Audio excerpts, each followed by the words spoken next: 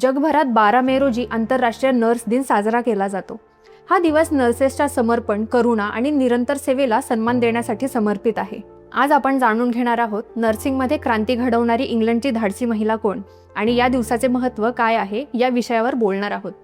इटलीच्या फ्लोरेन्स शहरात William nightingale आणि फेनी यांच्या घरात 12 मे 1820 रोजी फ्लोरेन्स नायटिंगेल यांचा जन्म झाला।